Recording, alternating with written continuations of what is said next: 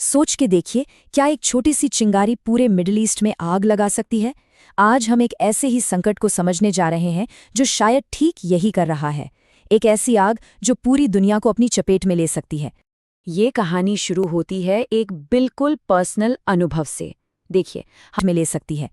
ये कहानी शुरू होती है एक बिल्कुल पर्सनल अनुभव से। देखिए, हमले से कुछ ही घंटे पहले एक परिवार दुबई में ठीक उसी जगह पर था जहां बाद में एक जबरदस्त धमाका हुआ। ये हमें दिखाता है कि कैसे पलक झपकते ही एक सामान्य सा दिन जंग के मैदान में तब्दील हो सकता है। तो जमीन पर उस वक्त हो क्या रहा था?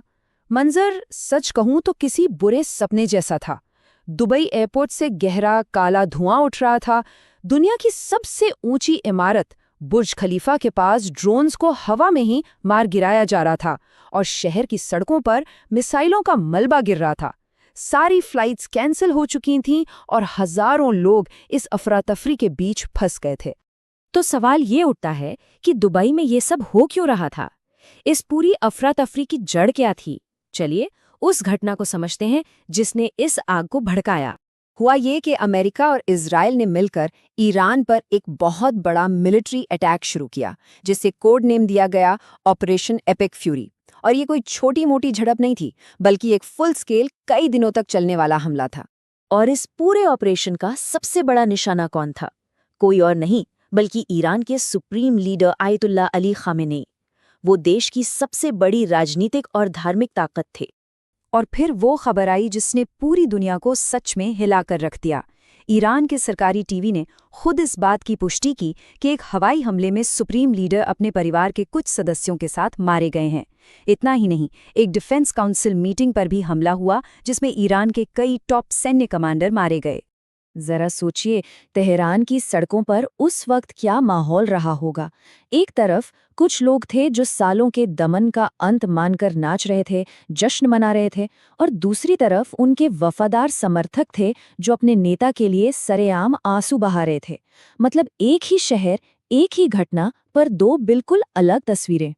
अब देखते हैं कि ईरान ने इस बड़े हमले का जवाब कैसे दिया और कैसे ये लड़ाई देखते ही देखते पूरे मिडिल ईस्ट में फैल गई। ईरान ने जवाबी कार्रवाई का ऐलान किया ऑपरेशन ट्रू प्रॉमिस 4 के नाम से, और फिर मिसाइलों की बौछार शुरू हो गई। लेकिन निशाना सिर्फ इजराइल ही नहीं था, निशाना वो पड़ोसी खाड़ी देश भी थे जहां अमरीकी सैन्य ठिकाने हैं। और यही वजह थी कि यूएई, कतर, बहरीन और कुवैत पर भी मिसाइलें गिरी। ईरान ने दावा किया कि उसने 27 अमेरिकी मिलिट्री बेस को निशाना बनाया है। बहरीन में मौजूद अमेरिकी नौसेना के बहुत जरूरी 5th फ्लीट बेस पर एक सीधा हमला कंफर्म भी हुआ।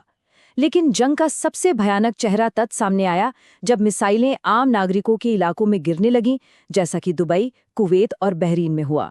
तो इस क्षेत्रीय लड़ाई की कीमत आखिर कौन चुका रहा है? चलिए इसकी वैश्विक कीमत को देखते हैं, जो सिर्फ पैसों में नहीं बल्कि इंसानी जिंदगियों में चुकाई जा रही है। 100। ये सिर्फ एक आंकड़ा नहीं है। ईरान के मिनाब शहर में ये उन 100 बच्चों की संख्या है जो एक लड़कियों के प्राइमरी स्कूल में पढ़ रहे थे जब एक बम उनकी क्लासरूम पर आ गिरा। ये 100 जिंदगियां हैं, 100 भविष्य हैं जो एक पल में खत्म हो गए।